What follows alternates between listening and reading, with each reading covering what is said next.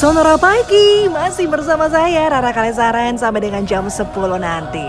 Saya mau sapa dulu deh sahabat Sonora yang ada di jaringan KG Radio Network, yang ada di Jakarta, Bandung, Semarang, Yogyakarta, Purwokerto, Solo, Surabaya, Hai Bali, Lampung, Medan, Palembang, Pangkal Pinang, dan juga Pontianak. Daryl Adam kembali menemani aktivitas pagi Anda dalam program Smart Business Today. Seperti biasa, rangkuman informasi ringan terpilih dari dunia ekonomi, keuangan, dan juga bisnis baik dalam dan luar negeri telah kami siapkan untuk menemani aktivitas Anda. Sambil menemani Anda istirahat siang jam 12 sampai dengan jam 2 siang ini, bersama dengan saya Theodora Mayang akan menemani Anda di AMKM. Anda meminta, kami memutar. Baik, kami laporkan sahabat Sonora informasi lalu lintas untuk siang hari ini. Lalu lintas di Tol Jor PIK arah Kembangan terpantau padat, kemudian disampaikan Mampang Perapatan menuju Buncit Raya macet, sebaliknya ramai lancar. Berikutnya lalu lintas gerbang Tol Cikupa arah Serang terpantau padat, antrian terjadi kepadatan arah Merak. Dan sahabat Sonora yang ingin berbagi informasi lalu lintas dan juga cuaca, silakan untuk menyampaikan melalui line SMS atau WhatsApp. Show yuhu, sudah balik lagi di jam 3 teman Motion. Stay clean, stay healthy, and stay happy with Motion 97.5. Bersama kita jaga protokol kesehatan dengan menggunakan masker, mencuci tangan, dan menjaga jarak. Halo Smart Listeners, dimanapun Anda berada, saya Tasya Rustama menemani Anda dalam program Smart Emotion. Bagaimana kabar Anda di hari ini? Apakah semua berjalan dengan baik atau justru sebaliknya? Tapi semoga saja itu tidak menyurutkan Anda ya untuk tetap antusias mengikuti program Smart Emotion di hari ini. Karena Smart Listeners, hari ini pembicaraan kami akan sangat menarik.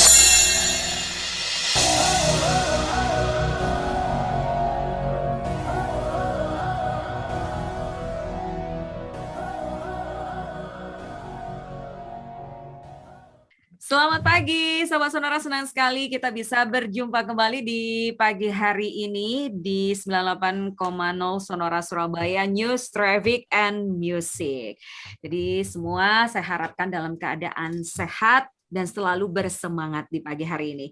Nah, sahabat Sonora, berdasarkan Global Tuberculosis Report 2020, Indonesia berada pada peringkat kedua sebagai negara dengan kasus tuberkulosis TBC dan tuberkulosis resisten obat atau biasa disebut dengan TBC-RO. Dan ini tertinggi di dunia setelah India.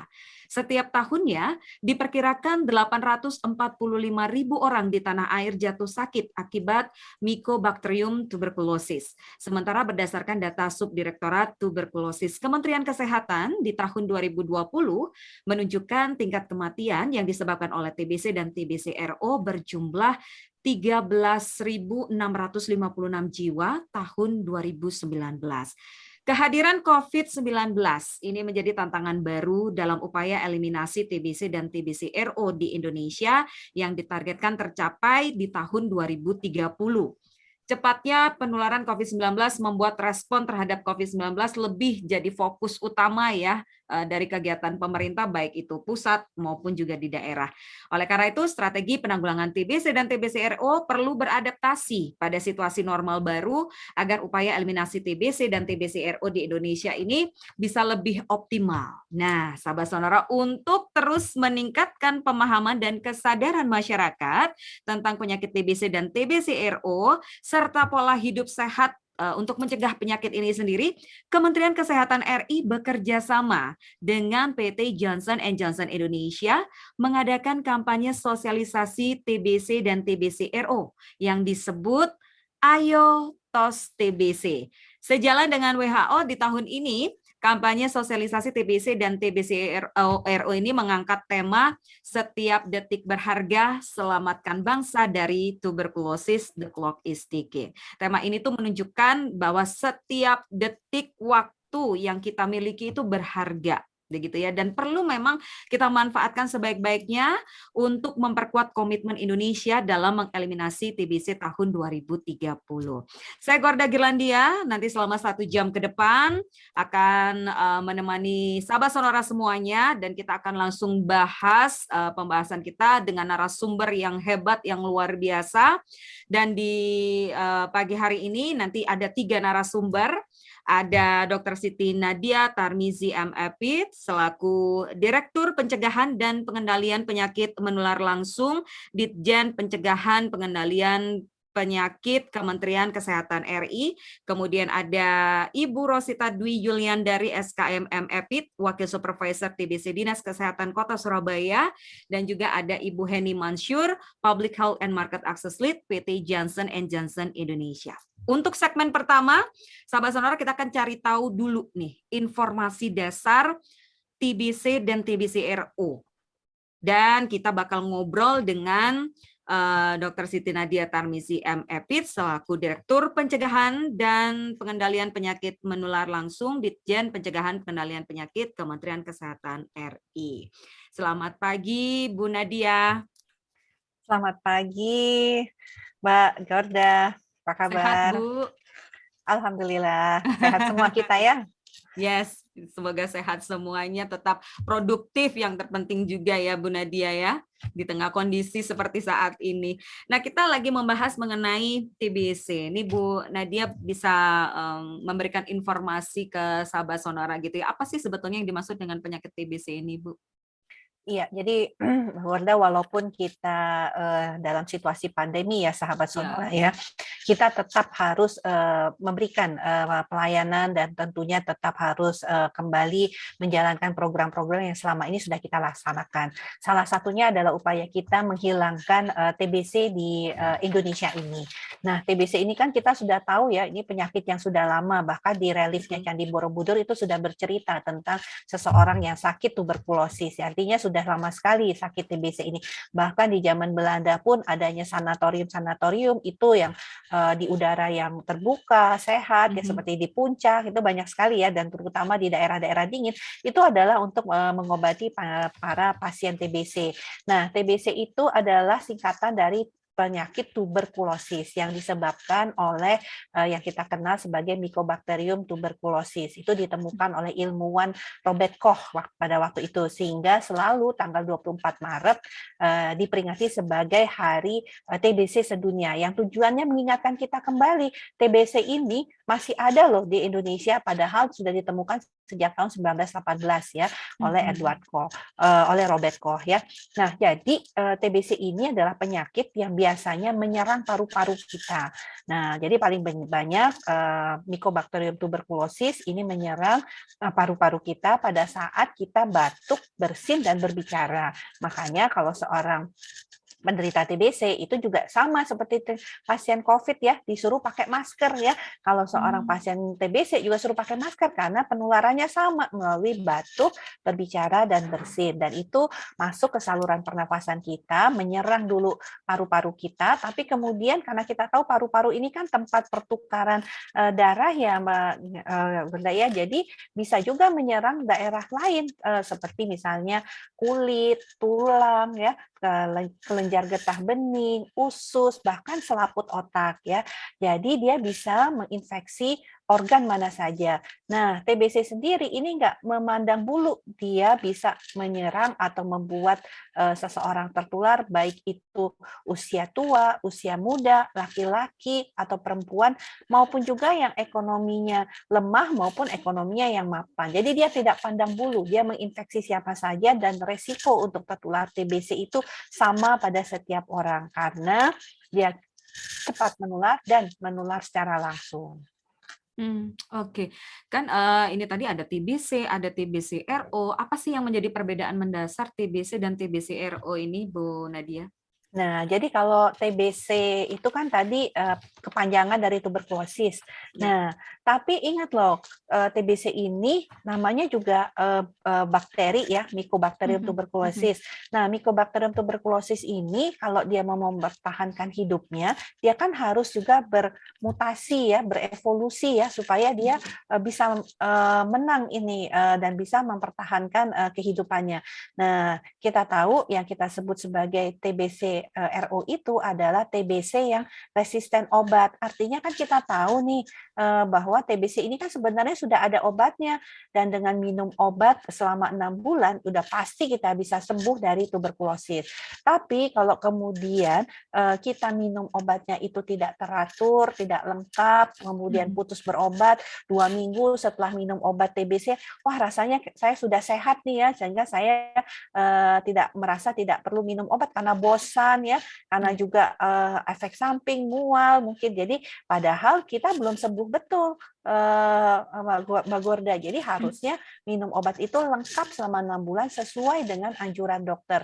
Nah, kalau kemudian kita putus berobat ya, kita bisa menderita penyakit TBC yang lebih berat lagi, yang kita sebut sebagai TBC RO. Artinya TBC yang sudah mengalami TBC resistensi obat. Jadi TBC ini kebal terhadap obat-obat yang awalnya kita berikan untuk penderita TBC biasanya. Oh, oke. Berarti penanganannya bagaimana ya, Bu Nadia, kalau sudah yang TBC RO ini?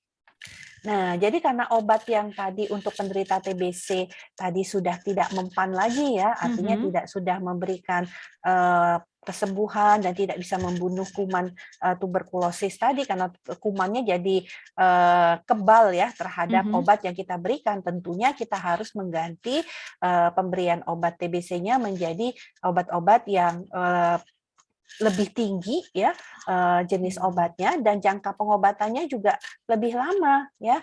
Nah, ini yang harus kita pahami, bahwa lebih baik kita segera mengetahui kalau kita sakit TBC. Kan gampang ya gejala-gejalanya ya. Pertama misalnya batuk-batuk ya. Batuk-batuk lebih dari 3 minggu udah minum obat batuk, udah beli obat batuk di warung, udah juga berobat mungkin ya, tapi batuk-batuknya nggak hilang. Nah, kemudian sudah batuk-batuk lebih dari 3 minggu, batuk berdahak ya, kuning, warnanya kental, terus ditambah demam ya. Demamnya naik turun. Jadi kadang-kadang demamnya tidak terlalu tinggi ya, Mbak Gorda ya, tapi demam kita merasa demam, tapi demam terus-terusan selama 3 minggu bahkan lebih, dan kemudian juga ada berat badan kita turun, jadi kita tambah kurus. Jadi kita tambah kurus bukan karena diet ya, Mbak Gorda ya, sahabat sonora, tapi karena penyakit tuberkulosis gitu ya. Dan yang khas lagi adalah kita banyak berkeringat di malam hari ya. Padahal kan kalau malam hari kan kita tidak melakukan aktivitas ya.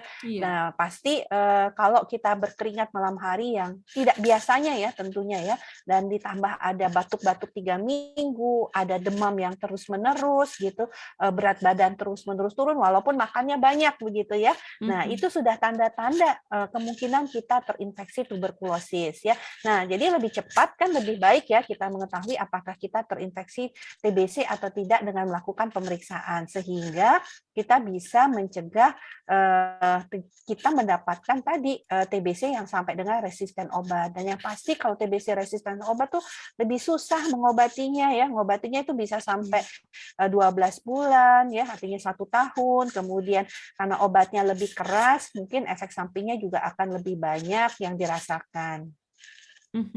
Oke, baik. Nah, kalau gejala-gejala yang tadi memungkinkankah untuk dialami juga oleh balita atau remaja, Bu Nadia? Nah, kalau remaja ini biasanya usia di atas 12 tahun bisa muncul ya demam, kemudian batuk terus-menerus, kemudian juga berat badan turun dan berkeringat ya. Nah, kalau pada anak-anak ini juga memungkinkan gejala-gejala tersebut muncul ya, sama artinya. Tapi kalau anak-anak kan cenderung tidak merasakan ya gejala tersebut ya. Artinya memang kita orang tua harus melihat ini anak-anak kita sudah batuk-batuk terus, sama sudah berobat kemana-mana ya, tapi batuknya nggak hilang, demamnya nggak turun, kemudian berat badannya ya. Kalau kuncinya pada anak-anak itu adalah berat badan. Gejala khas TBC pada anak adalah munculnya berat badan yang terus-menerus tidak bisa naik ya, walaupun sudah diberikan ASI, makanan yang baik, tapi kemudian berat badannya tidak naik-naik. Jadi kalau anak yang cenderung kurus itu tentunya kita patut ya mencurigai, apalagi kalau ada gejala lain seperti batuk dan demam. Kalau keringatan anak-anak mungkin tidak terlalu khas ya. Nah, seringkali disertai adanya benjolan ya. Benjolan biasanya pada leher atau pada ketiak ya, ada benjolan. Nah, biasanya itu cenderung gejala-gejala yang muncul pada anak-anak. Oke, benjolannya hanya sekitar di leher dan rahang ya, Bu Nadia? Atau Betul bisa muncul ya. di mana-mana? Oh enggak ya, hanya di situ Bisa saja ya? biasanya dia muncul di sekitar leher ya, ataupun juga di bawah rahang kita di sini, ataupun Mhm. di ketiak biasanya seperti itu. Oke. Oh. Jadi ini artinya kalau kemudian pada anak-anak kita temukan ada benjolan, kemudian berat badannya kurang atau anaknya cenderung kurus, nah ini kita harus lakukan pemeriksaan. Jangan-jangan anak ini adalah TBC. Nah, yang penting adalah kalau anak-anak TBC ini harus dicari sumbernya, Pak Oh, oke. Goda, karena anak-anak kan cenderung tertular dari orang dewasa. Mhm, Nah, jadi mhm. kalau ada anak-anak yang kita temukan positif TBC, kita minta orang tuanya atau orang serumahnya itu dilakukan pemeriksaan TBC. Kita screening adakah tanda-tanda TBC, kemudian kita lakukan pemeriksaannya supaya tadi segera diobati, dan kalau kita obati dengan sempurna, sembuh sempurna dan nggak perlu menjadi TBC resistensi obat, karena lebih susah mengobati pasien ataupun kalau kita mendapatkan TBC resistensi obat. Mhm, mhm. Karena memang lebih baik mencegah daripada mengobati ya, Bu. Betul, betul.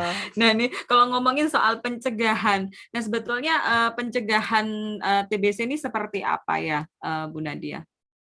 Ya, yang paling baik pertama adalah mencari sumber penularan. Jadi kalaupun tadi kita sampaikan pada Mhm, anak-anak ada positif, kita periksa satu rumahnya ya. mhm. Bisa saja karena dari pengasuhnya. Banyak kasus-kasus ya anak-anak yang rumahnya cukup elit gitu ya, tapi TBC Iya. karena sebagian besar mereka diasuh ya oleh pengasuhnya ya. Nah, ini yang mungkin bisa menjadi sumber penularan kepada anak-anak tersebut. Jadi kita lakukan pemeriksaan kepada seluruh yang orang dekat dari anak-anak yang positif TBC tadi. Nah, sebaliknya kalau ada orang dewasa yang positif TBC, kita juga lakukan pemeriksaan. Kenapa? Karena jangan sampai ada anak-anak atau kelompok rentan, misalnya orang tua, itu terpapar kuman tuberkulosis dan akhirnya bisa menderita tuberkulosis juga ya. Jadi dua Mhm. hal ini, kalau anak-anak positif kita periksa juga, kalau ada dewasa yang positif kita periksa semua juga seluruh rumah tadi supaya menemukan sumber penularan, karena itu adalah upaya pencegahan untuk orang lain tidak sakit TBC. Tapi selain itu tentunya kita tahu bahwa kuman tuberkulosis ini kan sangat suka pada daerah yang lembab, gelap ya. Nah, sehingga tentunya penting di rumah kita memiliki sinar matahari yang cukup, ventilasi yang cukup, cahaya matahari yang cukup. Yang ini juga akan membantu ya tentunya kalau seseorang dalam pengobatan TBC, ataupun juga kalau kebiasaan hidup bersih dan sehat itu ada di dalam keluarga ataupun lingkungan keluarga tersebut. Ya, selain itu tentunya kita pastikan ya menerapkan etika batuk kalau ada yang batuk-batuk di rumah. Nah, etika batuk itu kan sudah tahu kita nutup, kalau kita batuk mesti tutup pakai lengan ya, seperti itu. Iya, Sama seperti kalau kita COVID ya, COVID juga ada etika betul. batuknya ya. Dan kalau kita batuk juga pakai masker, itu juga dilakukan ya. Nah, karena tadi ingat bahwa TBC ini menular melalui udara, yang kalau penderita TBC tadi batuk, berbicara, bahkan kalau tertawa keras ya, itu juga Mhm. bisa menularkan kuman Mycobacterium tuberculosis tadi. Nah, Oke. jadi itu yang harus artinya dari segi lingkungan, rumah yang ventilasi baik, aliran udara baik, tidak gelap, tidak lembab, itu akan menjadi faktor untuk kita tercegah dari penularan tuberkulosis. Selain tadi segera menemukan orang-orang ataupun anggota keluarga yang dengan gejala TBC dan memeriksa orang sekitarnya yang mungkin bisa terpapar ataupun juga sudah tertular tuberkulosis tadi. Mhm, mhm. Apakah diharuskan ketika ini mungkin ada dari satu keluarga begitu yang terkena TBC, itu harus terpisah begitukah, Bu Nadia? Ya, sebenarnya kalau TBC ini nggak perlu isolasi ya. Kalau COVID itu perlu isolasi ya. Walaupun sama nih ya, Mbak Gorda, penularannya adalah Iya. melalui pernafasan atau menular artinya melalui udara ya, sama dia ya. Mhm. Tapi dia nggak perlu isolasi. Karena apa? Nah, ini yang penting Pak Goda karena TBC sudah ada obatnya. Nah, Nah, tuh. jadi TBC itu kalau kita sakit TBC ada obatnya, langsung kita minum obatnya itu akan langsung membunuh bakteri Mycobacterium tuberculosis tadi. Nah, berbeda dengan COVID. COVID itu belum ada obatnya ya. Jadi makanya orang harus isolasi mandiri supaya tidak menularkan kepada orang lain. Nah, salah satu pencegahan tadi menemukan sumber penularan, lingkungan rumah yang baik, ventilasi, dan kalau yang positif segera diobati. Karena makin segera orang yang positif TBC diobati, berarti kan dia tidak akan menularkan kepada orang lain. Nah, satu lagi saya lupa tadi pencegahan yang harus penting. Pada balita jangan lupa imunisasi BCG. Nah, Nah, jadi dia sudah kalau TBC itu sudah lengkap, udah ada vaksinnya, udah ada cara pencegahannya, udah ada obatnya ya. Kalau COVID kan baru ada pencegahan sama vaksin, obatnya belum ada. Jadi kalau seorang penderita TBC ya dia tidak perlu melakukan isolasi mandiri. Yang penting penderita TBC harus segera berobat dan menyelesaikan pengobatannya sampai selesai. Apakah itu TBC biasa ataukah TBC resistensi obat ya. Jangan sampai kemudian kita makin membuat kondisi si bakterinya itu makin kebal dengan obat-obatan yang ada. Nah, di sisi lain obat selain kita tadi meminum obat anti tuberkulosis ya yang disediakan secara gratis loh oleh pemerintah ya, jadi nggak perlu masyarakat membayar karena obatnya disediakan gratis oleh pemerintah. Nah itu kita harus menerapkan tadi etiket batuk ya. Kalau kita bersin batuk itu ditutup menggunakan tisu atau menggunakan lengan atas kita ya, seperti kita pencegahan untuk COVID-19. Nah, juga nih kan di dahak kita itu paling banyak tuh Mbak Gorda Mycobacterium tuberculosisnya. Nah, jadi pastikan nih kalau ada penderita TBC di rumah kita jangan membuang dahak sembarangan ya. Kemudian pastikan sirkulasi cahaya matahari ya itu baik di ruangan atau di rumah kita tadi, dan tentunya kalau ada anak kecil ya sebaiknya kita tidak tidur bersama dengan seorang penderita TBC gitu ya. Nah, yang penting karena dalam 2 minggu itu kuman tuberkulosis itu sudah bisa dimatikan oleh obat anti tuberkulosis tadi. Dan tahapan pengobatan untuk tiap orang beda-beda ya, Bu Nadia? Ya, jadi secara umum pengobatan TBC itu terdiri dari 2 tahap, yaitu tahap awal yang kita sebut sebagai tahap intensif dan berikutnya adalah tahap lanjutan. Nah, kalau tahap awal itu adalah 2-3 bulan biasanya dari hasil pemeriksaan dahak tadi ya. Saya bilang kan dahak itu tempat Mycobacterium paling banyak ya berkumpul, itu dia harus negatif dalam 2 atau 3 bulan. Jadi kalau dalam 2 bulan pengobatan dia belum negatif, kita teruskan pengobatannya sampai 1 bulan sampai dengan hasil dahaknya negatif. Setelah itu mengapa dia disebut tahap intensif? Karena dia minum obatnya tiap hari nih Mbak Gorda.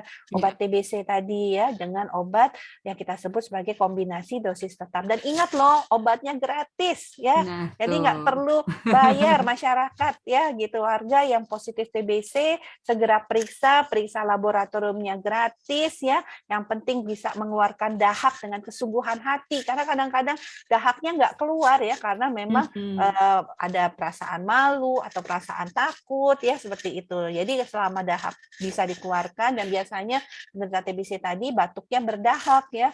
Nah, jadi itu kembali obatnya gratis, fase awal itu setiap hari kita minum obatnya dan nanti dilanjutkan 4 bulan kemudian yang kita sebut sebagai fase lanjutan. Jadi rata-rata penderita TBC itu 6 bulan loh sembuh dengan sempurna ya, dan tentunya kita bisa sehat kembali dan melakukan aktivitas kembali karena kalau seorang penderita TBC itu biasanya berat badannya nggak naik-naik, merasa lelah, cepat capek, ya tidak kuat ya, selain juga batuk-batuk yang terus mengganggu ya karena demam juga terus-terusan juga sangat mengganggu aktivitas kita.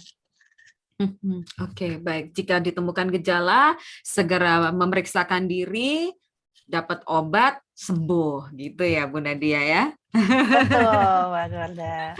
Baik sahabat Sonora, terima kasih yang masih mendengarkan Sonora FM 98,0 Surabaya, a part of Kompas Gramedia Radio Network. Dan tentu saja masih bersama saya Gorda Girlandia. Kita di program talk show sosialisasi gerakan Ayo TOS TBC 2021, temukan tuberkulosis obati sampai sembuh dari Kementerian Kesehatan Republik Indonesia. Nah ini sebagai informasi saja buat sahabat Sonora, tema global kampanye ini adalah setiap detik berharga, selamatkan bangsa dari tuberkulosis. The clock is ticking. Tema ini menunjukkan bahwa setiap detik waktu yang kita miliki itu berharga dan perlu dimanfaatkan sebaik-baiknya. Nah untuk kembali memperkuat komitmen tersebut, PT Johnson & Johnson Indonesia secara aktif turut serta mendukung upaya pemerintah mengeliminasi TBC pada tahun 2030 melalui kegiatan TOS TBC Virtual Run and Ride 2021 yang merupakan bagian dari gerakan Ayo TOS TBC 2021. Inisiatif yang digagas oleh teman-teman dari Kementerian Kesehatan RI bersama dengan PT Johnson & Johnson Indonesia ini sangat menarik. Tapi sabar dulu, untuk bahasan yang lebih detailnya, kita akan bahas kembali dengan narasumber-narasumber yang luar biasa di pagi hari ini. Semangatnya harus tetap muncul gitu ya. Dan kali ini tentu saja kita ngobrol bersama dengan Ibu Rosita Dwi Yuliandari SKM MEPID, Wakil Supervisor TBC Dinas Kesehatan Kota Surabaya. Selamat pagi Bu Rosita. Ya, selamat pagi. Semangat ya Bu. Semangat. Aktivitas masih lancar ya Bu di tengah pandemi seperti sekarang Bu? Lancar dan padat. Ya. Padatnya pasti nih online kayak sekarang ya Bu Rosita ya. Ya, ini kan kita juga aktif untuk berkolaborasi dalam penanganan COVID dan juga percepatan vaksinasi.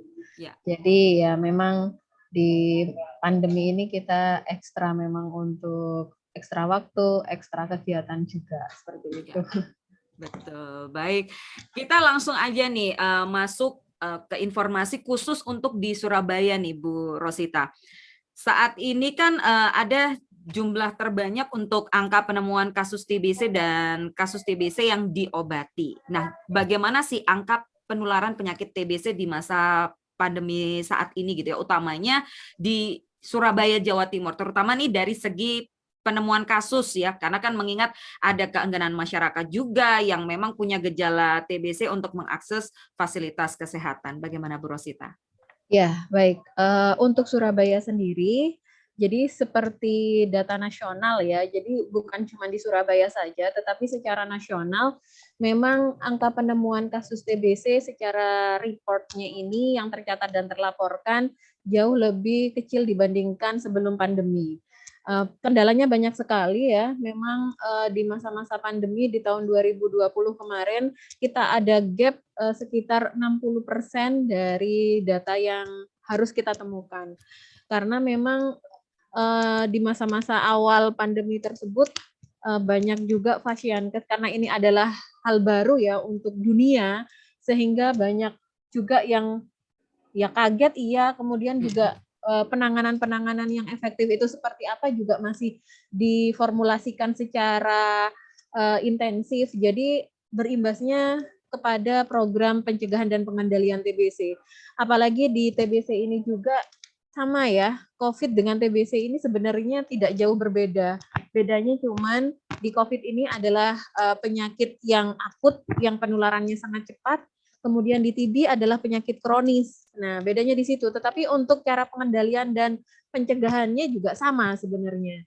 Nah, hal ini yang juga menjadi tantangan besar buat program TBC, karena sebenarnya program TBC itu sendiri lebih berbahaya sebenarnya daripada COVID itu sendiri. Jadi data di Kota Surabaya berdasarkan tren kasus di tahun 2020 itu ada penurunan temuan.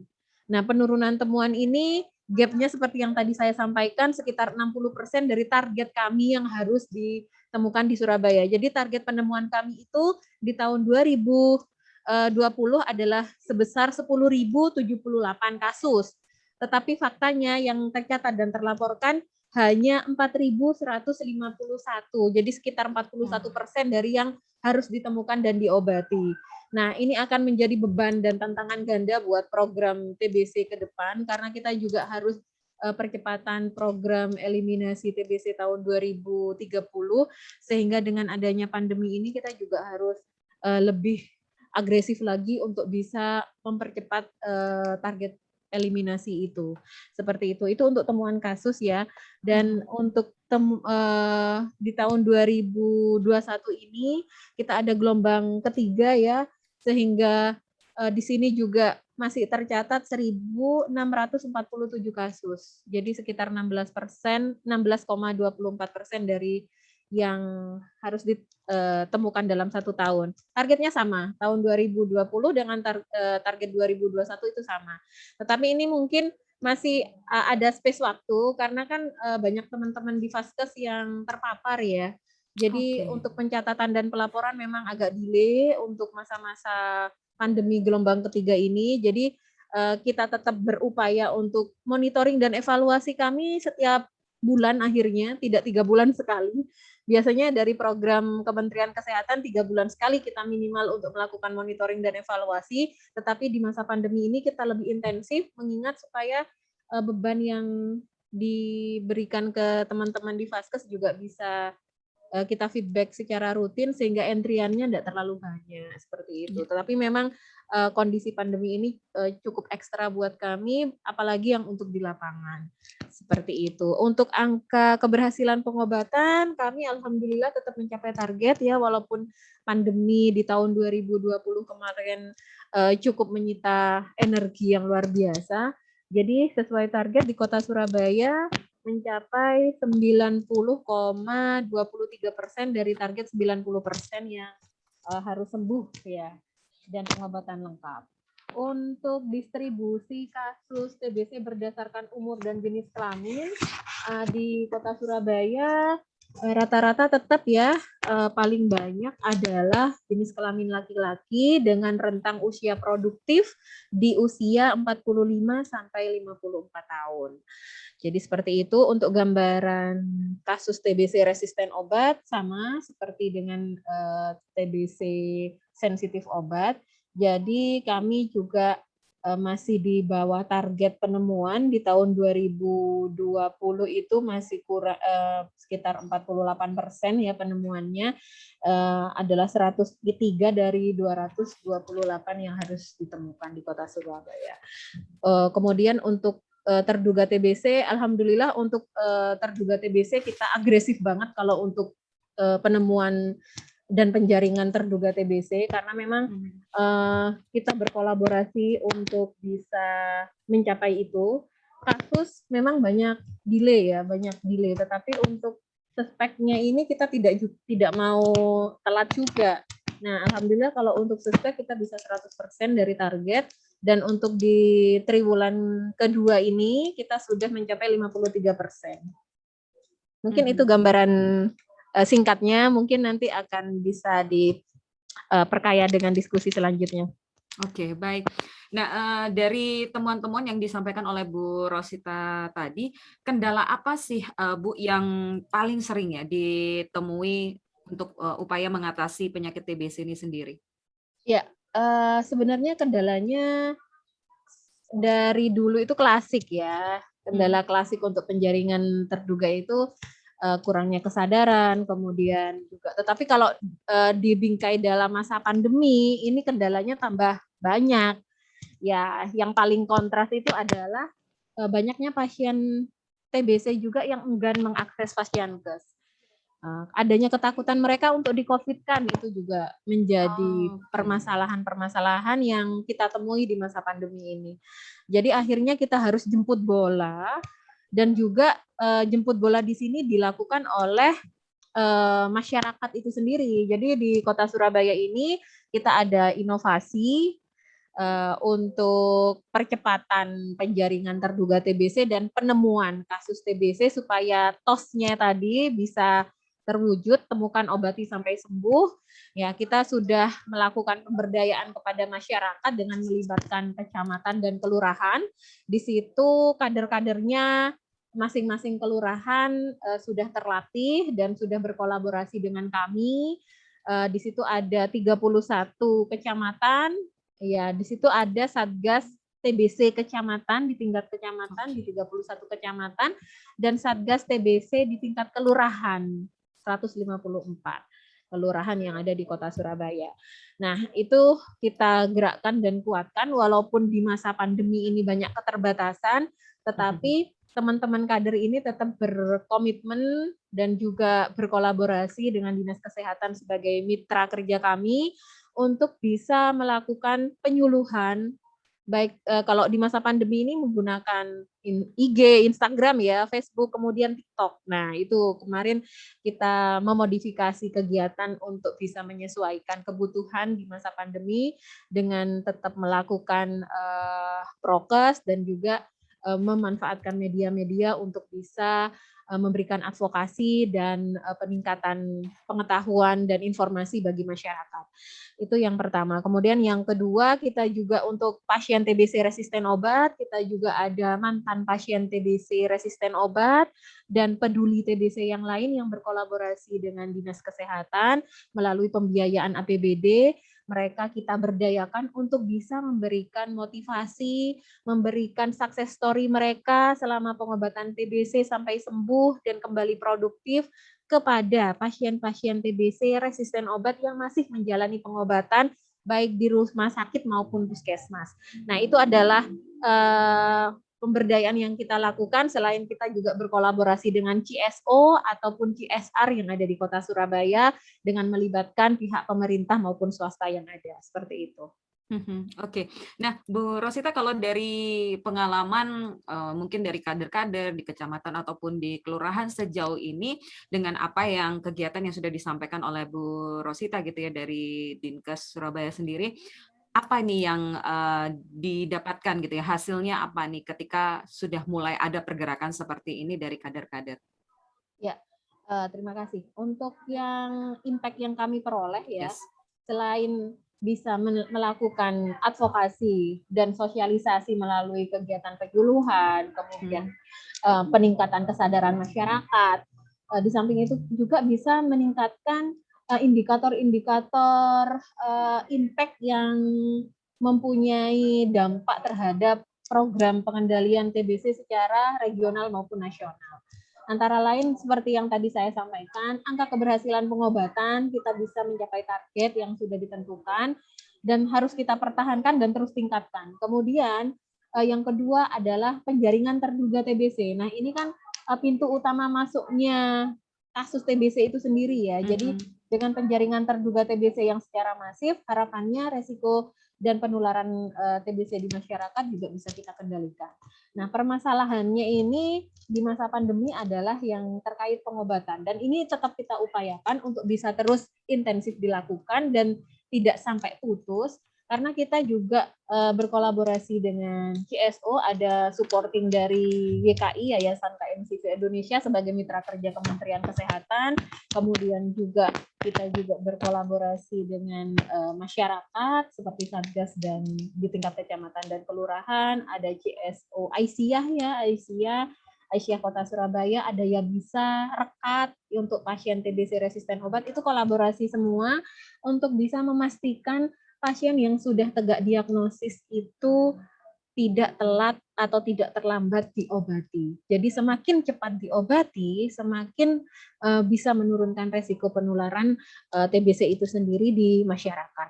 Nah, itu kita pastikan dan kita jemput bola. Seperti yang tadi saya sampaikan, kita jemput bola, kita cari itu pasien kemana. Ya, karena mengingat Surabaya ini mobilisasinya tinggi ya. Betul, jadi betul. Kompleks sekali memang dengan berbagai kebutuhan dan berbagai kepentingan yang ada di masyarakat itu sendiri, kita juga harus pandai-pandai menyesuaikan desain kegiatan yang nantinya juga mempunyai dampak signifikan terhadap indikator program utama di TBC itu sendiri. Jadi seperti itu gambarannya. Oke, baik, Bu Rosita, terima kasih. Ini memang pengobatan sedini mungkin itu yang perlu sekali gitu ya, agar betul. TBC bisa dicegah Ya, dan dikendalikan. ya. Oke, Jadi baik. memang deh. Ya, ada tambahan Bu Rosita? Ya, Silakan. mungkin kita tambahkan. Jadi memang untuk di masa-masa pandemi ini kita juga menguatkan dari sisi petugas dan juga pasiennya, bukan cuma pasiennya saja, tetapi Betul, betul. petugasnya juga harus Iya. dikuatkan. Nah, untuk dari sisi pasien kita juga memberikan pelatihan untuk peningkatan kesadaran dan juga seperti hipnoterapi gitu ya. Jadi penguatan emosi, kemudian juga kita melakukan untuk secara psikologinya supaya di masa-masa pandemi ini bukan suatu halangan buat mereka untuk terus melakukan pengobatan sampai tuntas, tetapi kita juga kuatkan dari sisi layanannya juga. Selain dari pasiennya kita kuatkan melalui petugas yang sudah kita latih untuk pendampingan pengobatan secara psikologisnya seperti apa, nanti pendekatan emosinya, pendekatan intensif buat penguatan jiwanya dari pasien, sehingga mereka juga tidak putus asa, karena ya seperti yang kita ketahui permasalahan di masa pandemi ini yang paling utama adalah perekonomian ya. Jadi nah itu kita juga berkolaborasi. Kalau di kota Surabaya ini kita antar OPD-nya sudah terintegrasi. Jadi kita juga memberikan bantuan permakanan bagi pasien TBC resisten obat yang menjalani pengobatan, karena resisten obat itu kan efek sampingnya juga berat, pengobatannya lebih lama, jadi kita support juga untuk permakanan. Jadi diberikan permakanan 1 hari 3 kali melalui kolaborasi kami dengan Dinas Sosial, Kecamatan dan Kelurahan setempat. Kemudian juga kita fasilitasi untuk pasien-pasien TBC RO yang dakin ya, kemudian dari keluarga miskin ya, kemudian kita supporting untuk renovasi rumah atau gentengisasi, itu kita fasilitasi juga yang sesuai dengan syarat dan ketentuan yang sudah ada, kita upayakan untuk bisa disupport seperti itu. Di samping itu juga kita kolaborasi dengan CSR. Kita juga ada kolaborasi dengan Rotary Club yang bisa mensupport pasien-pasien yang membutuhkan supporting sosialnya dari dukungan sosial, pemberian sembako dan sebagainya. Itu juga ada kolaborasi kami dengan Pena Bulu juga. Nah, ini juga kita upayakan tetap masif dan tetap optimal. Meskipun keterbatasan di lapangan juga tentunya menjadi tantangan besar buat kami. Jadi pemberian penguatan komunikasi efektif itu juga kita lakukan, baik kepada pendamping, karena pendamping ini kan garda depan untuk bisa mensupport pasien tersebut ya, sehingga tetap bisa percaya diri untuk kuat sampai pengobatan tuntas. Kita juga koordinasi dengan Dinas Tenaga Kerja, supporting untuk memperoleh pekerjaan bagi yang mereka yang dari keluarga miskin. Kita memang sasarannya adalah keluarga miskin yang tentunya memang permasalahan sosial ekonomi itu menjadi penghambat dalam pengobatan. Selain kita juga dapat supporting dari Kementerian Kesehatan dan Provinsi untuk memberikan uang transport setiap bulan kepada pasien TBC resisten obat yang menjalani pengobatan. Seperti itu gambarannya. Oke, baik, sahabat Sonora, saya kali ini akan beralih ke Bu Nadia begitu ya, karena ada satu pertanyaan. Di Indonesia kan masih menempati peringkat kedua tertinggi di dunia nih Bu Nadia untuk jumlah penderita TBC. Nah, upaya apa nih yang sudah dilakukan pemerintah Indonesia untuk mengatasi kondisi ini, terutama dengan adanya situasi pandemi ya, Bu Nadia, bagaimana? Iya, jadi walaupun di situasi pandemi COVID-19 yang kita alami ini, TBC ini masih menjadi prioritas ya, dan ini tentunya ditegaskan oleh Bapak Presiden Republik Indonesia Pak Joko Widodo, di mana di awal sebelum pandemi Januari 2020 itu Indonesia sudah berkomitmen ya untuk mencapai eliminasi tuberkulosis melalui gerakan bersama menuju eliminasi tuberkulosis tahun 2030. Bahkan di tengah-tengah terjadinya penanganan pandemi COVID-19, Bapak Presiden pun juga menyelenggarakan rapat khusus ya kabinet terkait bagaimana pelaksanaan program tuberkulosis di masa pandemi COVID-19 ini. Dan ada 3 arahan beliau bahwa program ini harus tetap dijalankan karena ini tentunya juga akan menjadi beban masyarakat kalau kemudian tidak kita berikan pelayanan program TBC walaupun kita tahu kita ini dalam masa pandemi COVID-19. Yang kedua, siapkan sarana dan prasarana, dan yang terakhir adalah adanya regulasi. Jadi Bapak Presiden sudah berkomitmen dan akan dikeluarkannya sebuah peraturan presiden yang akan membuat kita semua ini berkomitmen untuk segera menyelesaikan permasalahan TBC melalui gerakan bersama menuju eliminasi tuberkulosis di tahun 2030. Jadi ini adalah komitmen negara kita untuk kemudian bisa menemukan 845.000 kasus tuberkulosis baru per tahunnya. Karena ini adalah menjadi kunci ya, semakin banyak kasus TBC kita temukan, kita obati dan sembuh sempurna, maka penularan juga akan semakin turun. Memang pemerintah concern banget ya untuk TBC ini ya Bu Nadia ya. Betul, dengan diterbitkannya Perpres dan kemudian kita tahu bahwa TBC ini menjadi salah satu prioritas program ya dan menjadi fokus kerja pemerintah dalam 5 tahun ke depan. Oke, baik, terima kasih. Sahabat Sonora, tidak terasa kita sudah di segmen terakhir untuk program Radio Talk Show ini, dan tentu saja saya Gorda Gerlandia masih terus menemani Anda semua. Setiap detik berharga. Selamatkan bangsa dari tuberkulosis, The Clock is Ticking ini menjadi tema besar untuk meningkatkan kesadaran akan bahaya TBC di negara kita.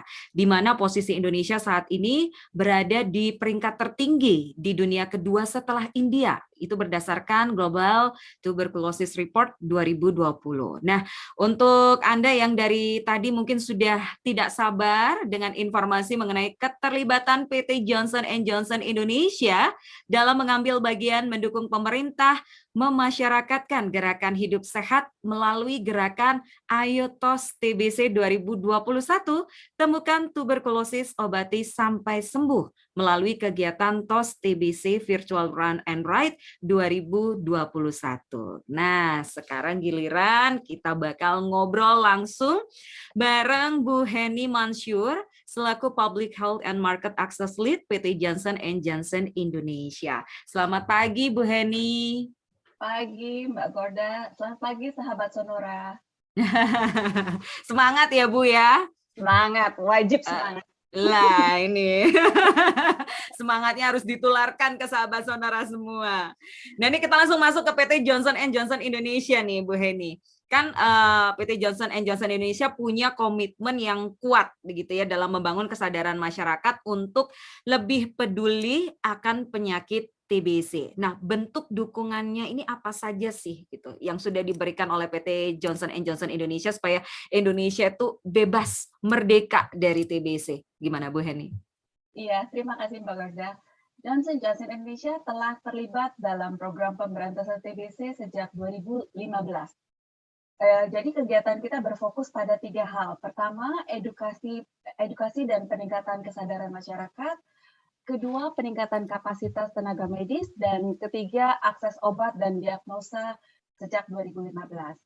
Nah, beberapa program yang telah dilakukan dalam upaya meningkatkan kesadaran dan pemahaman masyarakat mengenai TBC, kami bekerjasama dengan para mitra, menyelenggarakan program pangkas, yaitu Panggung Kampung Sehat.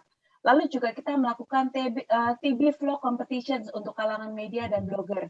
Iklan layanan publik secara digital, dan edukasi publik pada transportasi umum seperti di Transjakarta.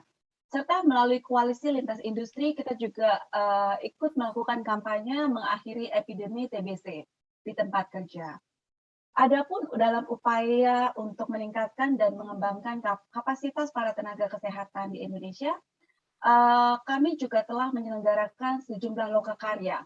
Training of Trainer tenaga medis, simposium baik itu di tingkat lokal, regional maupun global. Nah, dalam hal pengobatan tuberkulosis resisten obat, pada tahun 2015 sampai 2019, kami telah mendonasikan obat bedakulin untuk lebih dari 4.000 pasien di Indonesia. Sedangkan untuk monitoring pengobatan, kami juga mendonasikan alat elektrokardiogram atau disebut juga EKG dan audiometri di 15 area di Indonesia dengan beban TBC RO yang tinggi. Demikian Mbak Kada. Oke, luar biasa sekali ya ini ya. Nah, kalau untuk upaya yang dilakukan Kementerian Kesehatan dan PT Johnson & Johnson Indonesia sendiri dalam hal mengajak masyarakat lebih sadar gitu ya akan bahaya penyakit TBC, sekaligus mungkin mengajak mereka berperan aktif juga dalam mengatasi pencegahan penyakit TBC ini apa nih Bu Heni? Jadi tahun ini Kementerian Kesehatan RI didukung oleh Johnson & Johnson Indonesia kembali mengadakan kampanye sosialisasi Ayo Tos TBC 2021. Nah, program ini mengajak generasi muda untuk menerapkan perilaku hidup sehat, berani mengenali secara dini penyakit TBC, dan aktif meningkatkan kesadaran dan pengetahuan seputar TBC dan TBC-RO. Kampanye ini disampaikan melalui kegiatan TOS TBC Virtual Run and Ride 2021. Kegiatan ini adalah sebuah ajakan untuk menjalani hidup sehat melalui olahraga lari dan bersepeda secara virtual. Karena di masa PPKM ini kan kita tidak boleh dulu keluar ya Mbak. Ya, sehingga betul. kita, walaupun kita di rumah, kita mengencourage semua lapisan masyarakat, terutama generasi muda untuk tetap berolahraga. Ini banyak disebutkan oleh Bu Heni ini generasi muda gitu ya. Kayaknya PT Johnson & Johnson Indonesia tuh memang fokus banget ya untuk mengkampanyekan di generasi muda ya Bu Heni. Terima kasih Mbak. Jadi memang kalau tahun ini fokus kita memang generasi muda dengan rentang usia 18 sampai 35 tahun. Jadi kita mau mengajak generasi usia tersebut untuk berperan aktif menciptakan inisiatif yang inovatif dalam upaya membantu mendukung sosialisasi eliminasi TBC. Karena mereka adalah pemegang kendali kehidupan di masa depan. Generasi muda juga merupakan kelompok usia beresiko, sehingga perlu adanya edukasi yang melekat untuk menciptakan pemahaman agar lebih peduli terhadap kondisi kesehatan mereka. Jadi mulai mengenali gejala secara dini dan apabila memang mereka yang positif, obati sampai sembuh. Oke. Nah, kalau sebagai bagian dari kampanye sosialisasi Ayo Tos TBC 2021, PT Johnson & Johnson menginisiasi Tos TBC Virtual Run and Ride 2021 itu untuk mengajak publik makin peduli dan mengambil aksi nyata hidup sehat demi bebas dari TBC. Nah, mungkin bisa dijelaskan nih Bu Heni, kapan sih sebetulnya Virtual Run and Ride ini diadakan, kemudian mekanismenya bagaimana, siapa saja nanti yang boleh ikut serta gitu, biar sahabat Sonora nggak kepo lagi gitu. Siap. Jadi pendaftaran sudah dimulai nih Mbak. Jadi pendaftaran TOS TBC Virtual Run and Ride 2021 itu sudah dibuka sejak 23 Juli sampai 16 Agustus. Jadi ingat 16 Agustus kita penutupannya. Jadi segera daftar ya. Nah, periode lari dan bersepeda akan diadakan mulai 17 Agustus sampai 31 Agustus 2021. Dan terbuka untuk umum dengan minimal usia 18 tahun. Nah, kegiatan ini dibagi dua kategori nih Mbak, ada individu dan tim. Kalau lari individu itu berjarak 20,3 km. Kalau lari berkelompok maksimal 3 orang itu 76 km. Sementara kalau bersepeda individu jaraknya 76 km, sepeda berkelompok maksimal 3 orang itu 203 km. Nah, peserta wajib menyelesaikan jarak tempuh lari dan bersepeda sesuai dengan jarak tempuh yang sudah ditentukan. Lalu untuk mengunggah hasil berlari dan bersepedanya dengan menggunakan Twibbon TOS TBC Virtual and Ride 2021 di sosial media Instagram Feed dengan menggunakan tagar TOS TBC Virtual Ride, TOS TBC Virtual Run and Ride dan Ayo TOS TBC. Jangan lupa satu lagi nih pesannya, tautkan juga ke akun Instagram tbc.indonesia dan @cosid. Jadi pastikan akun Instagramnya tidak dalam kondisi private atau terkunci ya. Oke, berarti ini untuk semua kalangan bisa mengikuti ini ya Bu Heni ya. Siap. Yang penting usia tadi di atas 18 tahun. Ya. Jadi bisa individu atau kelompok. Tinggal nyamannya yang mana. Oke. Nah, di mana kita bisa memperoleh informasi lengkap nih seputar tuberkulosis dan kegiatan virtual run and ride ini, Bu Heni? Jadi informasi bisa didapat di situs www.ayotostbc.com. Saya ulang lagi ya, www.ayotostbc.com. Jadi S-nya double. Oke, baik. Jadi semua informasi semua bisa didapatkan di website ini ya, Bu Heni ya? Betul, Mbak. Oke, baik. Obrolannya seru banget gitu ya. Kita sudah ngobrol bersama dengan narasumber-narasumber yang begitu hebat gitu. Ada Bu Nadia, kemudian Bu Rosita, dan Bu Heni. Terima kasih Bu Heni. Terima kasih, Mbak.